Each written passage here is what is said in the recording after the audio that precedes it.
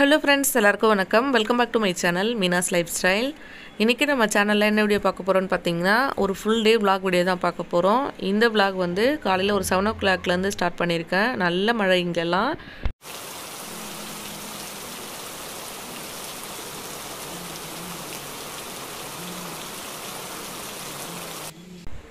காலையிலே இங்கெல்லாம் நல்ல மழை பெஞ்சிட்டு இருக்கு. பார்க்கிறதுக்கு ரொம்ப அழகா இருந்தது.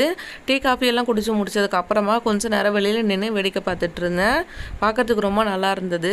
அதுக்கு அப்புறமா காலையில டிபன் செய்ய ஸ்டார்ட் பண்ணியாச்சு. இன்னைக்கு டிபன் வந்து பாத்தீங்கன்னா காலையில எங்களுக்கு எல்லாத்துக்குமே வந்து தோசை. அடுத்ததா வந்து மதிக்கு வந்து இப்போ நான் பேன் கேக் பண்ணிட்டு இருக்கேன். இது என்ன பேன் கேக் அப்படின்றத சிம்பிளா சொல்லிடுறேன். நான் வந்து ரெசிபி எடுக்கிறதுக்கு முன்னாடியே வந்து மறந்துட்டேன். ஒரே ஒரு முட்டை சேர்த்திருக்கேன். கூட கொஞ்சமா சால்ட் சேர்த்து நல்லா அடிச்சு எடுத்துட்டு கூடவே சத்து மாவு வந்து 2 டேபிள்ஸ்பூன் அளவு சேர்த்திருக்கேன். வீட்ல ரெடி பண்ண சத்து மாவு கூடவே ஒரே 1 டேபிள்ஸ்பூன் அளவுக்கு கேழ்வரகு மாவு சேர்த்திருக்கேன். இதெல்லாம் சேர்த்து நல்லா மிக்ஸ் பண்ணிட்டு தேவைப்பட்ட சுகர் சேர்த்தும் செய்யலாம். அப்படி இல்லனா உப்பு சேர்த்து கூட செய்யலாம். நான் ஒன்னு வந்து உப்பு சேர்த்து செஞ்சிருந்தேன். ஒன்னு வந்து சுகர் சேர்த்து செஞ்சிருந்தேன். மதிக்கு எது பிடிக்குமோ அதை சாப்பிட்டோம் அப்படின்னு செஞ்சிருந்தேன். ரெண்டுத்துலயுமே பாதி அளவு மட்டும் தான் சாப்பிட்டா. இது வந்து மதிக்கான மார்னிங் டிஃபன். அடுத்ததா லஞ்ச் ரெடி பண்ணதுல இருந்து மறுபடியும் வந்து வீடியோ எடுக்க ஸ்டார்ட் பண்ணேன். இன்னைக்கு லஞ்ச் வந்து என்ன ரெடி பண்ணிருக்கேன்னு பாத்தீங்கன்னா சாதம், கத்திரிக்காய் சாம்பார் ரெடி பண்ணிருக்கேன். அப்புறம் பேபி பொட்டேட்டோ ஃப்ரை பண்ணிருக்கேன். இந்த பேபி பொட்டேட்டோ ஃப்ரை வந்து இன்னைக்கு நான் ஷேர் பண்ணிருக்கேன். ரொம்ப சூப்பரா இருந்தது. கண்டிப்பா நீங்க ஒரு தடவை செஞ்சு ட்ரை பண்ணி பாருங்க. சாம்பார் ரெசிபி ரொம்ப நாளா வந்து நான் ஷேர் பண்ணணும்னு நினைச்சிட்டு இருக்கேன். ஆனா அதுக்கு வந்து எனக்கு ஞாபகமே இருக்க மாட்டேங்குது. இன்னைக்குமே வந்து சாம்பார் ரெசிபி எடுக்கல. இன்னொரு நாள் வந்து கண்டிப்பா வந்து என்னோட சாம்பார் ரெசிபி உங்க கூட நான் ஷேர் பண்ணிக்கிறேன். சாம்பார் வைக்கிறதுக்கு ஃபர்ஸ்ட் வந்து பாத்தீங்கன்னா துவரம்பருப்பு நல்லா வாஷ் பண்ணி எடுத்துட்டு கூட வந்து ஒரு தக்காளி 2 சின்ன சைஸ் பச்சை மிளகாய் சேர்த்திருக்கேன். கொஞ்சமா பெருங்காயத்தூள் மஞ்சள்தூள் சேர்த்து இது மூடி போட்டு நல்லா வந்து வேக வச்சு எடுத்துக்கலாம். இப்போ அடுத்ததா வந்து பாத்தீங்கன்னா இந்த பேபி பொட்டேட்டோ ஃப்ரைக்காக கொஞ்சம் வந்து பேபி பொட்டேட்டோஸ் எடுத்துருக்கேன்.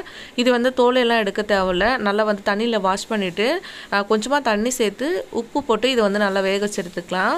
குக்கர்ல வைக்காம இந்த மாதிரி வேக வச்சு எடுத்தோம் அப்படின்னா தான் வந்து கரெக்டான பதத்துல வேக வைக்க முடியும். ரொம்ப வந்து சாஃப்ட்டா வெந்து போயிடக்கூடாது. அதனால நான் பாத்திரத்துல வச்சு வேக வச்சேன். இப்போ அடுத்ததான் நல்லா வெந்து வந்ததுக்கு அப்புறமா எடுத்துட்டு நான் வந்து தோல் உரிச்சிட்டு 2 கட் பண்ணியிருக்கேன். இந்த மாதிரி கட் பண்ணாமல் அப்படியே முழுசா கூட நீங்கள் சேர்த்துக்கலாம்.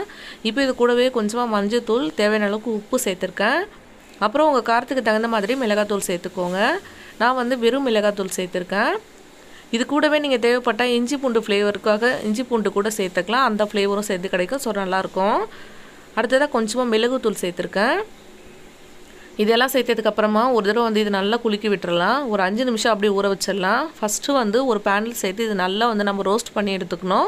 அதுக்கப்புறமா தான் வந்து இது சின்னதாக ஒரு தொக்கு மாதிரி செஞ்சு அதில் சேர்த்துருந்தேன்.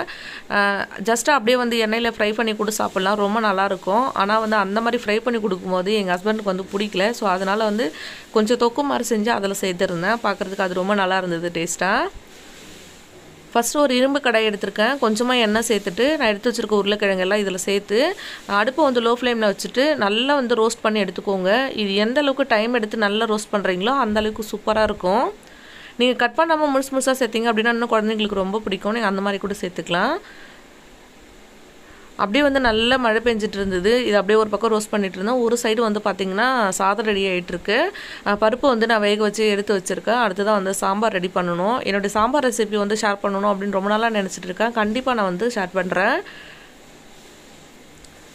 இப்போ பார்த்தீங்க அப்படின்னா ஓரளவுக்கு நல்லா ரோஸ்ட் ஆகிடுச்சு. இன்னுமே வந்து இது நல்லா ரோஸ்ட் ஆகி வரட்டும். நம்ம வந்து அப்பப்போ வந்து கிண்டி விட்டுறலாம். இந்த மாதிரி இரும்பு கடாயில் ரோஸ்ட் பண்ணும்போது இன்னுமே அந்த ஃப்ளேவரும் நல்லாயிருக்கு.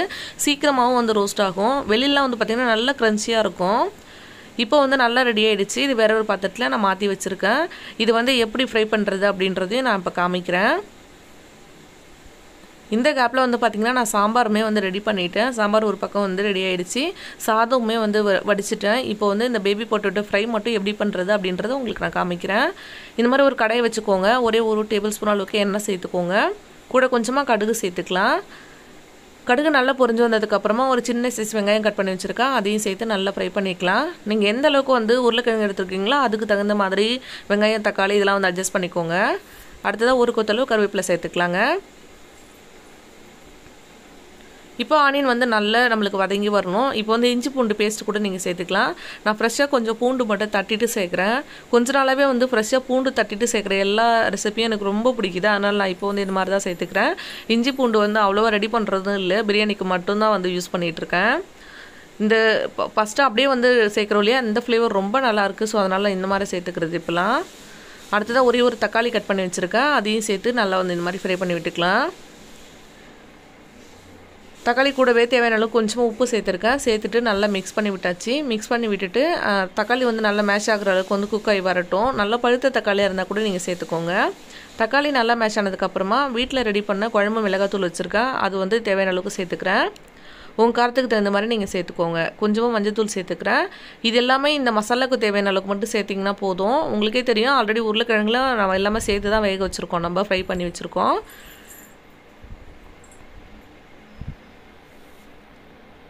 இப்போ பார்த்தீங்க அப்படின்னா நம்மளோட இந்த மசாலா வந்து சூப்பராக ரெடி ஆகிடுச்சு. அடுத்ததான் ஆல்ரெடி வந்து நம்ம ஃப்ரை பண்ணி வச்சுருக்க பொட்டேட்டோ இருக்கு இல்லையா, அதை இதில் சேர்த்துக்கலாம். இதுக்கப்புறம் வந்து ரொம்ப நேரம் குக் பண்ணோம் அப்படின்னு எந்த அவசியமும் இல்லை. சேர்த்துட்டு நல்லா மிக்ஸ் பண்ணி விட்டுடலாம். எல்லாம் ஒன்றோட ஒன்று நல்லா கலந்ததுக்கு அப்புறமா நீங்கள் வந்து கொஞ்சமாக கொத்தமல்லி சேர்த்து அடுப்பை வந்து ஆஃப் பண்ணிடலாம். இதோட டேஸ்ட் வந்து ரொம்ப சூப்பராக இருந்தது.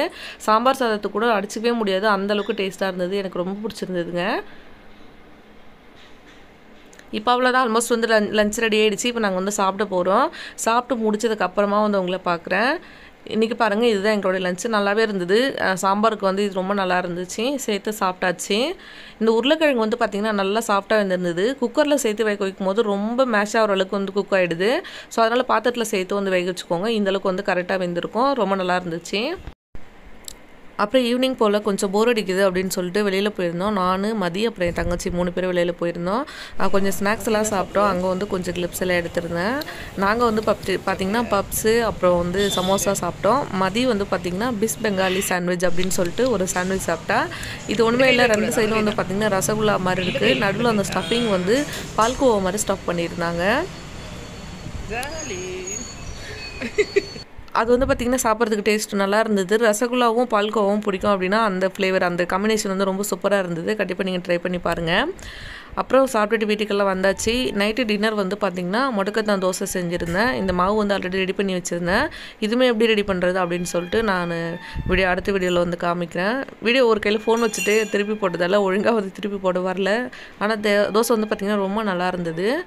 சட்னி வந்து இதுக்கு என்ன ரெடி பண்ணியிருக்கா அப்படின்னு சொல்லி பார்த்தீங்கன்னா, இன்றைக்கி வந்து சௌ சட்னி ரெடி பண்ணியிருந்தேன். டேஸ்ட் வந்து ரொம்ப சூப்பராக இருந்தது. இந்த சட்னி வந்து எனக்கு ரொம்ப பிடிச்சிருந்தது. இதுக்கு முன்னாடி நான் ட்ரை பண்ணதில்லை, ஃபஸ்ட் டைம் தான் ட்ரை பண்ணேன். ஆனாலுமே டேஸ்ட் ரொம்ப நல்லா இருந்தது. கொஞ்சம் இனிப்பு டேஸ்ட்டோடு இருக்கிறதால மதிக்குமே இது ரொம்ப பிடிச்சிருந்தது. வெங்காயம், தக்காளி, அப்புறம் வந்து காஞ்ச மிளகாய் இதெல்லாம் சேர்த்து நல்லா வறுத்துட்டு அதுக்கப்புறமா கொஞ்சம் அரை சௌ மட்டும் சேர்த்துட்டு தோல் எடுத்துகிட்டு சேர்த்துருக்கேன். சேர்த்து நல்லா வதக்கிட்டு சட்னி அரைச்சி அப்படி தாளிச்சிட்டு வேண்டியது தான். ரொம்ப நல்லா இருந்தது. நீங்கள் நார்மலாக தோசைக்கு கூட இந்த ரெசிபி வந்து ட்ரை பண்ணி பார்க்கலாம். ரொம்ப நல்லா இருந்துச்சு. ட்ரை பண்ணி பார்த்துட்டு எப்படி வந்ததுன்னு சொல்லுங்கள். அதுவும் இந்த தோசைக்கு வந்து ரொம்ப நல்லா இருந்தது சாப்பிட்றதுக்கு. இன்னொரு நாள் வந்து கண்டிப்பாக அந்த ரெசிபி உங்களுக்கு நான் சொல்கிறேன். இந்த விளாக் வந்து இதோட கம்ப்ளீட் பண்ணிக்கிறேன். இன்னொரு விளாகில் பார்க்கலாம். அது வரைக்கும் தேங்க்யூ, பாய்.